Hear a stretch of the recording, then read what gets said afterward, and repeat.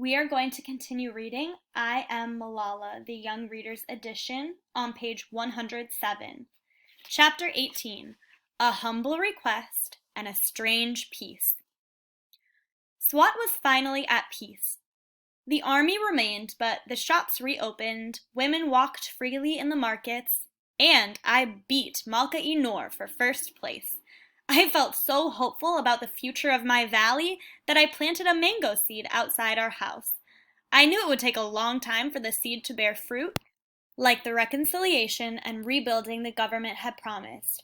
But it was my way of saying I was full of hope for a long and peaceful future in Mingora. One of my biggest worries in those days was that around the time I turned 13, I stopped growing. Whereas before I was one of the tallest girls in my class, now I was among the smallest. So I had a humble request. Every night I prayed to Allah to make me taller. Then I measured myself on my bedroom wall with a ruler and a pencil, and every morning I would stand against it to check if I had grown. I even promised that if I could grow just a tiny bit taller, even an inch, I would offer 100 rakat nafil, extra prayers, on top of my daily ones. I was speaking at so many events that I felt that my height got in the way of authoritative. I was so short that sometimes it was hard to get people's attention. In early 2010, our school was invited to take part in the District Child Assembly SWAT, which had been set up by the charity UNICEF and by the Kapal Kaur, my home, Foundation for Orphans. 60 students from all over SWAT had been chosen as members. They were mostly boys, but 11 girls from my school participated, and when we held an election for speaker, I won. It was strange to stand on a stage and have people address me as Madam Speaker, but I took the responsibility very seriously. The assembly met almost every month for a year, and we passed 9 resolutions. We called for an end to child labor. We asked for help to send disabled and street children to school. We demanded that all the schools that had been destroyed by the Taliban be rebuilt. Once the resolutions were agreed upon, they were sent to officials, and some were even acted on. We were being heard. We were making a difference, and it felt good. By fall, clouds had gathered. A friend of my father's, a man who had spoken out against the Taliban, was ambushed on his way home. Then another man, a politician who had been critical of the Taliban, was killed by a suicide bomber.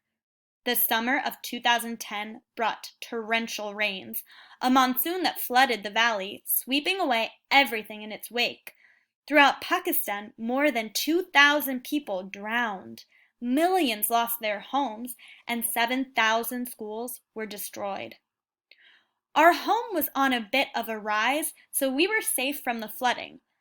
But our school, on the banks of the river, was hit hard. When the waters receded, there were chest-high watermarks. Our desks and chairs were covered with thick, foul-smelling mud. Repairs would be very costly. The damage in Shangla was even worse, and fundamentalist religious leaders suggested once again that God had sent a natural disaster as punishment for enjoying un-Islamic behaviors. By early 2011, the Taliban had blown up 2 more schools. They kidnapped 3 foreign aid workers and murdered them. And another friend of my father's, a university president who had been outspoken against the Taliban, was killed by 2 gunmen who burst into his office. In May of that year, Osama bin Laden, the mastermind behind the September 11th attacks, was killed in his hiding place in Abbottabad, just a stone's throw away from our military academy. Then, an anonymous letter addressed to my father came to our house.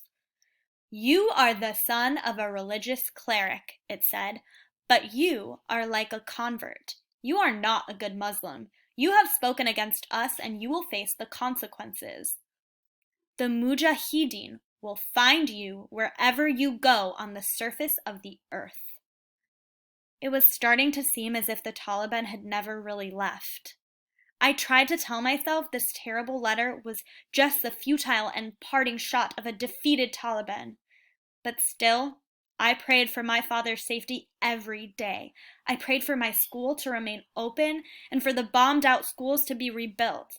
I also continued to ask God to make me taller.